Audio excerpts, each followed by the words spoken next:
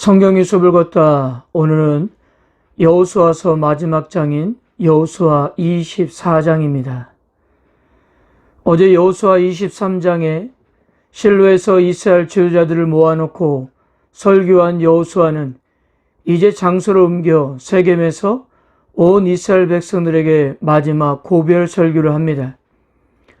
죽기 직전에 지난 날을 회상하며 다시 한번 이스라엘 백성들에게 하나님께 충성하라고 권면하기 위함이었습니다. 1절입니다. 여호수아가 이스라엘 모든 지파를 세겜에 모으고 이스라엘 장로들과 그들의 수령들과 재판장들과 관리들을 부르매 그들이 하나님 앞에 선지라. 하나님 앞에 나와 선지라라는 표현은 모든 이스라엘 백성들이 여호와 하나님의 뜻을 받아들일 자세로 모였다는 의미입니다. 그리고 여호수아의 설교 형태도 2절에서 13절까지는 마치 하나님께서 직접 선포하시는 형태로 이루어졌습니다. 그리고 오늘 여호수아가 백성들을 모은 장소가 세겜이었는데요. 이 세겜은 지금까지 이스라엘 역사에서 매우 중요한 장소였습니다. 하란을 떠나 가나안 땅에 온 아브라함이 세겜 상수리 나무 아래서 하나님을 만나 그 땅을 주시겠다는 약속을 받았고 그곳에 제단을 쌓았습니다. 또한 야곱이 밧단 아람에서 돌아와 형 에서와 화해를 한 후 정착한 곳이 바로 세겜 땅이었어요. 세겜의 아들로부터 밭을 사들여 그곳에 제단을 쌓고 엘로에 이스라엘, 즉 이스라엘 하나님이라고 그렇게 불렀던 곳입니다. 그리고 세겜 남자들의 학살 문제로 야곱이 베델로 올라갈 적에 자신들이 가지고 있었던 이방 신상들을 이곳 세겜 상수리 나무 아래 묻었습니다. 또한 이스라엘 백성들이 요단강을 건너와서 에발산과 그리심산 사이에서 언약 갱신을 했는데요. 그곳이 바로 세겜이었습니다. 바로 이러한 역사적인 의미가 있는 이곳에서 여호수아는 가나안 정복 전쟁을 정리하면서 이스라엘 백성들이 언약 백성임을 다시 한번 상기시키고 혹시라도 그들 안에 있는 우상들을 모두 버리게 하는 일과 여호와 하나님께만 충성을 다짐하게 하고 그 언약의 증표로 돌을 세웠던 것입니다. 여호수아는 이곳 세겜에서 무엇을 강조하고 싶었던 것일까요? 지금까지 하나님께서 하신 일을 똑똑히 보라는 거예요. 현재 이스라엘 백성들이 이 땅을 정복하고 살게 된 것은 다름 아닌 하나님의 언약의 성취이자 완성이었다는 것입니다. 수백 년 전에 하나님께서 선조 아브라함에게 약속하신 모든 것이 하나도 빠짐없이 신실하게 이루어졌다는 거예요. 이것이 가능할 수 있었던 것은 이 모든 것을 하나님께서 하셨기 때문이에요. 3절을 보세요. 처음 아브라함을 강 저쪽에서 이끌어내신 분이 누구십니까? 여호와 하나님이셨습니다. 이렇게 아브라함을 시작으로 그리고 이스라엘 백성들이 수고하지 않고 건설하지 아니한 땅과 성읍을 얻을 수 있는 것도 다 하나님께서 하신 일이었습니다. 즉 이스라엘 백성들의 공로가 아니라 전적인 하나님의 은혜로 되었다는 거예요. 이것을 결코 잊어서는 안 된다는 말씀이었어요.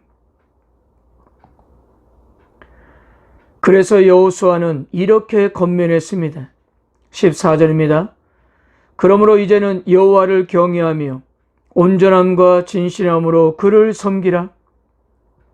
너희 조상들이 강 저쪽과 애굽에서 섬기던 신들을 치워버리고 여호와만 섬기라.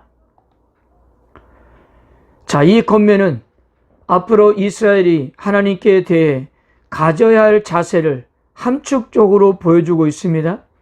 첫째, 이스라엘은 하나님을 경외해야 한다는 것.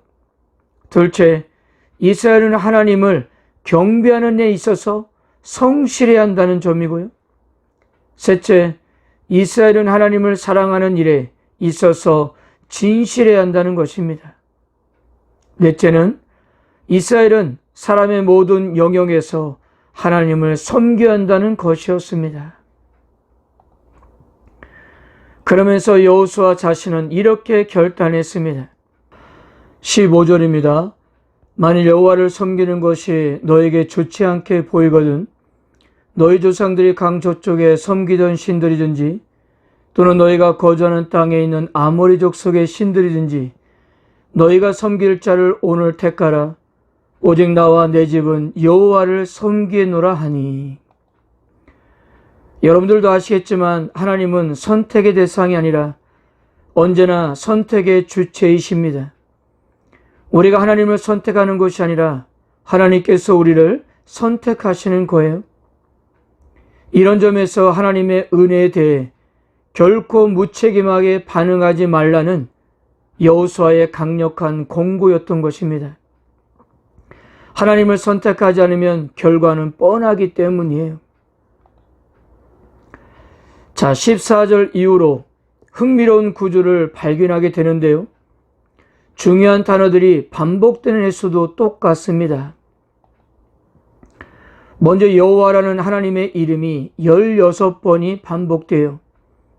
14절 2번, 15절 2번, 16절, 17절, 18절도 2번, 19절, 20절, 21절, 23절, 24절, 26절, 27절입니다. 다음은 섬기다 아바다라는 동사도 16번이 반복돼요. 14절에서 3번, 15절에서 4번, 16절, 18절, 19절, 20절, 21절, 22절, 24절, 31절입니다. 또한 다양한 형태의 엘로힘이라는 단어도 16번이 반복됩니다. 14절, 15절 2번, 16절, 17절, 18절, 19절, 20절, 23절 2번, 24절, 26절, 27절입니다. 이것은 바로 앞으로 이스라엘 백성들이 무엇을 선택해서 섬겨야 하는지를 아주 명확하게 표현되고 있는 것입니다. 이 선택은 너무나도 중요하기 때문이에요. 그런데 한 가지 의아스러운 것은 이스라엘 백성들이 자신들도 하나님을 섬기고 따를 것이라고 결단했지만 여호수아는 그들에게 이렇게 말했습니다. 19절입니다. 여호수아가 백성에게 이르되 너희가 여호와를 능히 섬기지 못할 것은 그는 거룩하신 하나님이시요 질투하시는 하나님이시니 너희의 잘못과 죄들을 사하지 아니할 것임이라. 여호수아는 지금까지 이스라엘 백성들을 직접 경험해 보았습니다. 출애굽 1세대에서 살아서 가나안 땅에 들어온 사람이 누구였어요? 자신과 갈렙뿐이었어요. 이 모든 것을 지켜본 결과 이스라엘 백성들은 하나님을 온전히 섬길 만한 그런 존재가 아니었던 거예요. 원망과 불평, 타락과 범죄, 이것이 그들의 일상이었던 것입니다. 그래서 여호수아는 이러한 일이 다시는 반복되지 않기 위해서 하나님께서 어떠한 분이신 것과 아울러 적당히 믿거나 대충 얼버무리는 신앙은 결코 용납될 수 없다는 사실을 일깨워주기 위함이었던 것입니다. 그리고 29절입니다. 이 일을 위해 여호와의 종 눈의 아들 여호수아가 110세의 죽음에 여호수아 역시 자신에게 주신 하나님의 사명을 다한 후에 딥낫사라에 장사되었습니다. 그는 처음 여호수아서가 시작할 때 모세의 시종으로 시작했지만 이제 여호와의 종으로 일생을 마치게 되었습니다. 또한 32절입니다. 또 이스라엘 자손이 애굽에서 가져온 요셉의 뼈를 세겜에 장사하였으니 이것은 야곱이 베크시타를 주고 세겜의 아버지 하몰의 자손에게서 산 밭이라. 그것이 요셉 자손의 기업이 되었더라. 역사상 가장 긴 장례식이 끝난 것입니다. 요셉은 이스라엘의 선조 시대를 상징하는 인물이에요. 그가 약속의 땅에 묻히게 되었다는 것은 참으로 하나님은 신실하셨고 약속하신 모든 것은 반드시 이루어 주신다는 메시지를 던져주고 있는 것입니다. 그리고 33절, 아론의 아들 엘르아설도 죽음에 그들이 그를 그의 아들 비느하스가 에브라임 산지에서 받은 산에 장사하였더라. 자, 이스라엘의 지도자였던 여호수아와 대제사장 엘르아살의 죽음은 이로써 출애굽에서 시작된 세대가 모두 끝났음을 상징하고 있는 것입니다. 사랑하는 성도 여러분, 오늘 여호수아 24장을 통해서 여호수아가 마지막으로 강조했던 것은 오직 여호와 하나님을 섬기라였습니다. 어제 23장 함께 정리하면 우리가 앞으로 해야 할 일은 오로지 여호와 하나님을 사랑하고 섬기는 일인 거예요. 사랑하는 성도 여러분, 하나님을 사랑하고 섬기는 일은 단순히 외형적인 형식만 가지고 감당할 수 있는 일이 아닙니다. 모든 삶에 가장 기본이 되어야 할 수 있는 일이에요. 또한 하루 이틀로 되는 문제가 아닙니다. 매일같이 생각하고 결단하고 그 책임과 노력을 끊임없이 해야만 하는 일인 것입니다. 이 노력은 내 삶이 끝나는 순간까지입니다. 물론 결코 쉽지 않은 싸움입니다. 그러나 여러분들의 그런 마음에 하나님께서는 기쁘게 함께 할 것입니다. 우리에게 힘을 공급해 주셔서 당신과의 아름다운 관계를 유지해 가도록 하실 거예요.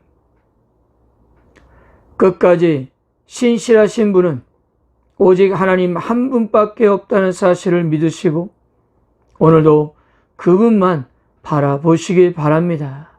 아멘.